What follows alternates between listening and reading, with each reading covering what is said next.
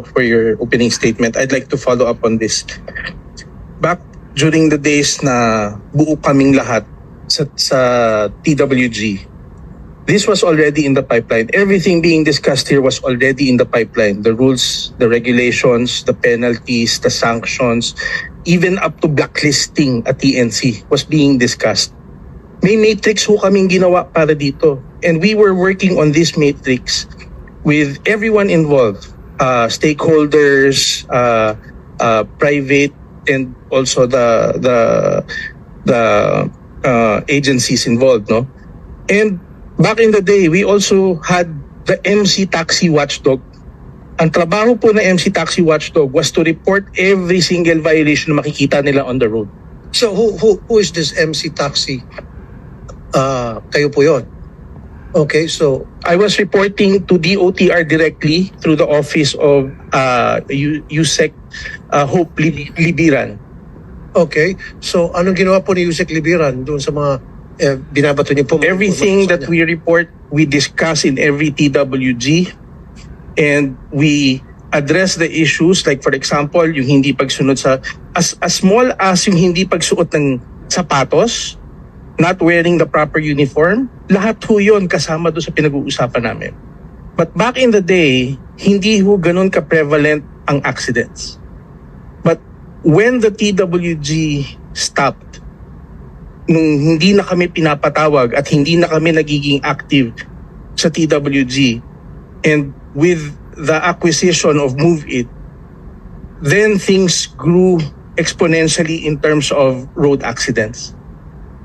This is because, una, for example, ang usapan sa lahat ng players during the time of General, not Galvante, General LTFRB, Tony Garjola, ang usapan po dyan is whether or not you are from a past TNC or TNVS, kapag pumasok ka sa next company, you should undergo the same process as everyone else. Dapat lang. Kasi what if na-blacklist siya sa isang TNC tapos lumipat lang? So, dapat meron yun eh. And then, kasama sa usapan na yung reports should be on a regular basis. Tapos may access po ang LTFRB and DOTR dun sa reporting ng complaints ng bawat pasahero. Kasi there's a complaint system in the app. That should be also active. So everything that's being discussed is already in the pipeline. In fact, the matrix itself is the body of the supposedly IRR of this law kung napatupad na sana. But as far as we can see, parang hindi ho nasusunod yung matrix and nai-ignore na yung matrix. That's the reason why we are having these problems right now. That's exactly right, Sir Jobert. That's why pinag-usapan natin to. And ako lang po ay nagtataka kung nasa pipeline na nga at napag-usapan na itong mga pinag-usapan natin ngayon, at tuloy-tuloy pa rin may mga violation na nangyari. And sabi nyo, kayo po ay palagi nagre-report sa DOTR tungkol sa mga nakikita nyo violation. So bakit hindi na-actionan ng DOTR? Bakit patuloy pa rin na may mga violations na yun? So meaning, meron sa ating DOTR hindi ginagawa yung kanilang trabaho. And who are those people? Attorney Guadis. Mr. Chair, I have a conversation with my superior right now, Yusek Ortega.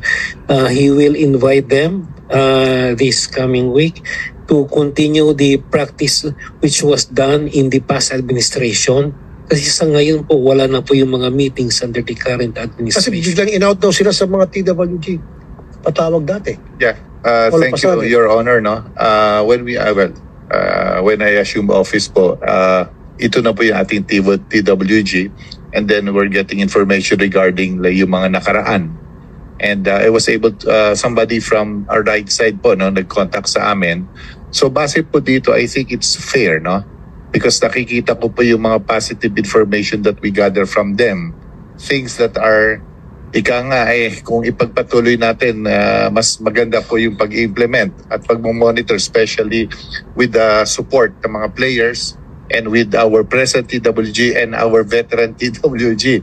So sa nakikita ko po, next hearing po, we will be inviting our colorful Mr. Ariel Lim at saka yung mga iba po nating kasamahan, because these are valuable information and inputs po that could, ika nga sabi ni Senator po, mas maganda at mas mapapabilis po yung pag-implement natin ng maganda, maayos at epektibo po at saka safe po na batas para sa ating mga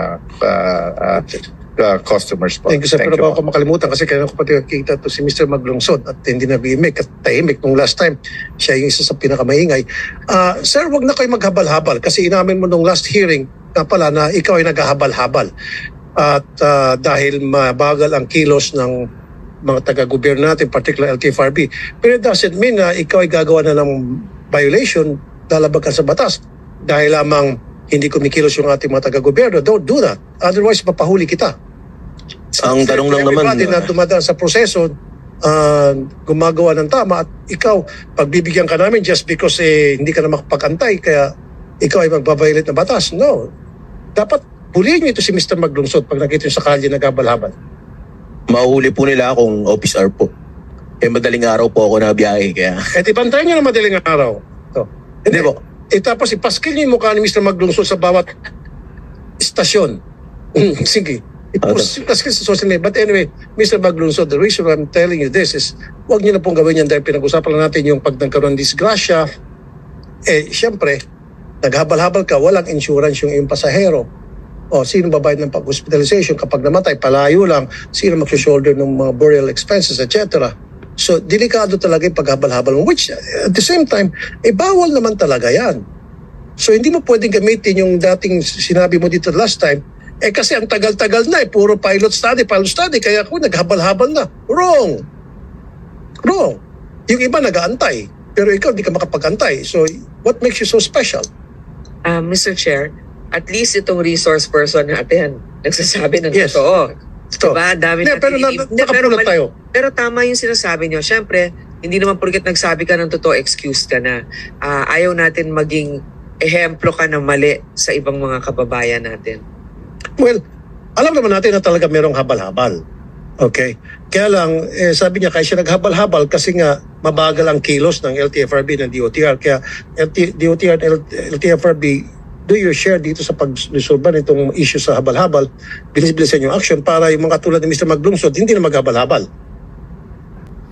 Mr. Chair, if I may, maganda po yung usapan with regards to the monitoring po and the safety. No? So what we've implemented in Angkas, this is our second year of implementation already, is we get a AAA third-party auditor to audit our safety record. Ginagawa po ito ng mga public companies kasi may burden of reportorial on them. Tapos ina-assess po yan ng auditors. Ang ginagamit po namin are AAA. I cannot disclose it naman po here in public, but I can disclose it privately to your office. This is private company. Ilang AAA lang naman po ang nasa Pilipinas, yung mga SGB po, mga KPMG, mga ganun po. Okay. So they're the ones that also do the audit for public corporations when they do reportorial.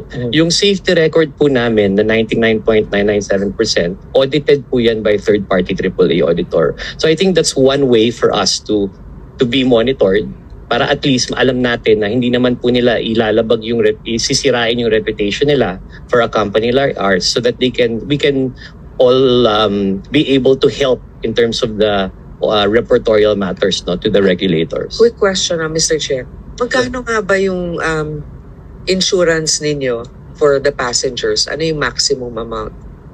Our amount po is 500,000 for death and dismemberment and 200,000 po of medical reimbursement. About Grab Philippines, you're also a public company. Do you have any repertorial, what do you call this, repertorial requirements? Meron bang nag-audit na third-party independent auditor? Thank you, Madam Senator. Opo, meron po. Part din ho ito, hindi lang po within the Philippines, but because Grab is NASDAQ listed, we comply with FCPA po. Thank you. Mr. Chair, may tinatanong, yung mga ibang kumpanya, yung Move It, meron ba kayong ganon? O at saka yung Lala Move and kung ano-ano pa. Move It, meron ba kayong independent auditor? Currently po, meron din po, allowed po sila to check our safety records. And then we're fully compliant din po with all the guidelines suggested and being implemented by the TWG. Lala Move, nandito ba si Lala Move? Okay. Well, I'm still investigating it. It's a personal experience, so to speak. I think last week, nagpadala kami ng 10 t-shirt na binili sa abroad para ipa-alter sa isang patahian o sastre dito. Parang 8 ang pinadala namin, 6 na nakarating. So pinitik, may pumitik dun sa 3 at sa 2 t-shirt. Anyway, I'll give you the name of that person. Ayaw ko naman siyang sibakin mo. Siyempre, naawa ko, Pasko pa naman. Katatapos ng Pasko. Pero investigate, how do you handle that kind of situation na meron kayong mga rider ninyo na hindi honest? Anong mga ginagawa niyong steps para ma-address yung mga dishonest nyo ng mga riders? Para ma-protection na naman yung mga consumers ninyo. If I may, Mr. Chair, magandang umaga po. Magandang tanghali na po pala. Sa amin po kasi mahalaga pong nagsisimula yung proseso na nare-report po sa amin ng user kapag po may gantong allegation po na meron pong maling ginawa yung rider namin. So pumapasok po ito sa customer support team po namin, and then pasimula po ng proseso ay hinihingi po yung pruweba nun pong allegation laban sa driver para kapag ka naman po inimbestigahan ng driver management team namin yung allegation laban sa driver, meron din po kaming ihaharap sa driver na ito yung mga ibinigay na pruweba ng user na nagrereklamo. And then hinihingian rin po namin ng panig yung driver kung totoo ba yung allegation, maglatag din siya ng pruweba sa depensa niya sa sarili niya. Ngayon po kung mapatunayan po na meron pong maling ginawa yung rider, nagpapataw po kami ng sanction doon sa account niya sa platform. So Okay. kung kunyari po napatunayan po na hindi po naingatan ng tama yung item at nagkaroon ng damage, pwede pong masuspend yung account ng rider. Meron din pong mga pagkakataon na kaakibat ng suspension ng account nila, iniimbitahan po ulit namin sila para po meron po kaming tinatawag na retraining, balik biyahe program para po yung mga suspendido or mga naban na driver mabigyan po ng pangalawang pagkakataon, mag-undergo po sila ng face-to-face training sa opisina po namin para po maturuan po sila ulit kung paano yung tamang handling. Tapos yun po, nagkakaroon po ng redress mechanism sa users, and later on, nagkakaroon rin naman po kami ng opportunity sa mga deserving po ng mga driver na makasampa po ulit sa platform. Siguro isang way na para ma-screen nyo yung inyong mga rider ay ask for an NBI clearance. Do you do that? NBI clearance, barangay clearance, habang maaari kung wala silang record sa korte, things like that. Because your riders are doing a sensitive job, which is delivering goods at saka yung mga packages ng mga consumers ninyo, at kapag yan ay nang kawala, so nakasira sa pangalan din ninyo at of course doon din sa mga consumers. But anyway, before you answer that, meron akong letter from a netizen, send us yung sa social media, nagpag-ugnay sa amin. Lalamove scam, please share. We booked a Lalamove truck to deliver our item Lipat Bahay, Cainta to Isabela, but our items were stolen. Motorcycle, gym equipment, and luggage containing baby essentials. Bumalik kami Manila para ayusin to. They asked us to send receipts of all the lost items. Around 150,000 ang worth ng nawala sa amin. And their resolution, refund 3,000 pesos. Aware ka dito sa issue na ito? I want you to call this person after this hearing, and I want action. I want positive action dito, sir. Aware ka dito, sir? But anyway, aware ka, alam mo ito? Mr. Chair, hindi pa po naiakyat hindi pa po na-share sa akin ng teammates ko po yung tungkol po di Wala raw kayong this hotline eh. morning. Wala silang hotline. At kala ko sabi mo, kanina you have a hotline. Wala raw kayong hotline. Sabi nito, wala silang hotline. Makausap mo lang customer service nila pag pumunta ka sa office nila. And through call mo lang din sila makakausap. They were processing this and yet Lala Move's resolution is just to give us 3,000 pesos. Mr. Chair, will make sure po na mas maimbestigahan pa po yung insidente na to. I'll give you the name and contact number of this person. Yes, Mr. Chair. At gusto ko po balikan nyo sila at bigyan nyo ng tamang compensation. Huwag Mr. naman 3,000, napaka-insulto naman. Yes, Mr. Chair. Paglilinaw lang po, Mr. Chair, hindi naman po totoo na kailangan pa pong pumunta ng isang user para lang po makapaghain ng reklamo laban po sa isang driver ng platform. Yung application po namin, meron po itong feature kung saan po meron pong in-app chat na pwedeng gamitin ng user kung saan may makakausap po sila na customer service representative po namin para po makapaghain po sila ng reklamo. Bibigyan po sila doon ng link para sa isang online form para doon po nila mailahad yung statement po nila, maibigay yung mga pruweba. Ganun po yung current na proseso po namin sa pag... Dapat meron kayong maglagay na kayo ng hotline kasi sabi dito wala na kayong hotline eh. But you said you have. Pero ang sabi nitong complainant, you don't. So maglagay na kayo ng hotline. Dapat 24/7 may sumasagot dyan. Sige po, Mr. Chair. Ibabahagi ko po ulit yung mungkahin nyo ng hotline para sa mga user complaints. Okay, isa na lang tanong ano. And then papasok kay Senator Grace. Grab. Sana ba yung Grab dito? Attorney Tingson. Ano na nangyari doon sa kaso ng isang Vietnamese national na sexually assault ng Grab driver in September 2024? Alleged robbery and sexual assault of a Vietnamese national. Salamat po Mr. Chair sa query dito. No? Nakipag-coordinate po kami sa ahensya ng police, sa Chief of Police at sa LTFRB po. Nagbigay rin po kami ng status report ukol doon sa pagresolba ng kaso. So apparently, mas malaki po siyang issue dahil based doon po sa police report natin, tila nagkaroon po ng meron pong modus na nangyayari. But we reported this and yung complainant po tinay namin i-reach up until hindi na po nakipag-coordinate. Hindi po kami sigurado kung bumalik na po sa kanyang bansa yung Ano yung modus? Sabi niyo, apparently may modus. kasi po dun sa police report may nakita po na mga parang equipment. So meron pong sa pag-aalala ko po no, Mr. Chair, meron pong nakitang equipment ng armas, tapos may wig, may mga disguise. Di po namin alam kung this is a bigger issue. And nahuli po sila doon sa pagdaan sa toll gate. So doon sa toll gate nakita na from the pick-up point dito po sa Metro Manila, papunta po ng Laguna.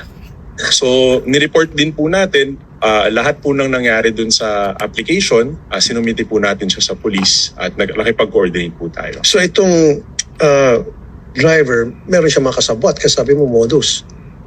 At Opo. may mga wigs na ginagamit. So ano nangyari sa Grab driver nito? Where is he now? Wala na po, nakaban na po siya automatic. Nung nangyari po ito at the outset, wala pa pong 24 hours, binan po namin agad yung driver. So hindi tumatakbo ang kaso dahil sabi mo baka wala na yung complainant, umuwi na ng Vietnam. Hindi po kami familiar, Mr. Chair, dun sa case. But Kung ganun, bakit but was- hindi kayo magpatuloy sa kaso dahil isa naman kayo dito sa naagrabyado dahil nasira yung inyong pangalan. So why don't you continue on with the case? Sampahan nyo ng kaso itong Grab driver ninyo dati na nanghalay at ninakawan yung inyong pasahero. Kayo na mismo magsampa ng kaso. Sige po, Mr. Chair, we'll coordinate this with our legal counsel and Yes, can tignan you po do that? namin kung maka... And can you submit the report by Monday next week? Yes, Na Mr. Chair. ginagawa nyo na po ito, ituloy nyo kasi pustahan tayo itong Grab driver nyo dati na gumawa ng kabalastugan, gagawa ulit ito ng another kabalastugan, maybe from another TNVS company, gagamit lang to ng alias or whatever. So let's put a stop dito sa kanyang masamang gawain, ipakulong natin to. So Monday next week? Yes, Mr. Chair. We will submit a report. Thank you, sir. Senator Grace? Yes, Mr. Chair, meron mga reklamo na di umano pagka PWD, student or senior citizens, meron kasing 20% discount po yan sa Yes. Sa Yan, pag-usapan pamasahe. namin kanina. Yes. pag-usapan. So, hindi ko kasi Ano last narinig. So, ano na ngayon ang naging resolusyon? Hindi dapat mga drivers na mag-shoulder nito, di ba? Dapat yung mga TNVS mismo. Yes, napag-usapan and pag-agreed upon na sige, paki-explain ulit, Attorney Guadis, para sa Okay na rin. I'll just get the information. May I, Mr. Chair, with the Attorney permission, Guadis, Chairperson ng LTFRB. with the permission of the Chair, na pag-usapan na po namin to, Mr. Chair, and nag-alay na rin po ako ng report, and base po sa aming pag-aaral dito, nung gumawa ko kami ng hearing last January 8, it was an in-bank hearing by the LTFRB board. Of the three big players, number one, si Angkas gives a 20% discount. Si Joyride, 80% of it is shouldered by the TNBS operator, 20% by the TNC. Si My Taxi or Grab, 40% shouldered by Grab, 60% shouldered by the operator po. So, gumagawa ho kami ngayon ng isang memorandum circular that would make a uniform system para ho yung sanang 20% discount dapat si TNC at saka si operator, at sana huwag nang isama si driver sa equation sa noong 20% discount. And we are leaning more towards the TNC owners, Mr. Chair. Kasi di ba yung gasolina, repair, lahat naman yan sa drivers, di ba? Totoo po yun, Oo. Madam. Another question, kasi syempre nagkakaroon na tayo ng migration na, kasi nakalagay dito sa House Bill number 10424, motorcycles as any two-wheeled motor vehicle without appendages. So it makes no distinction between gasoline or electric two-wheeled motor vehicles. So yung mga electric motorcycles ba, naka-qualify na yan as a MFH? Regretfully, Mr. Chair, under the current setup, wala pong distinction whether the motorcycle is gasoline-powered or electric-powered.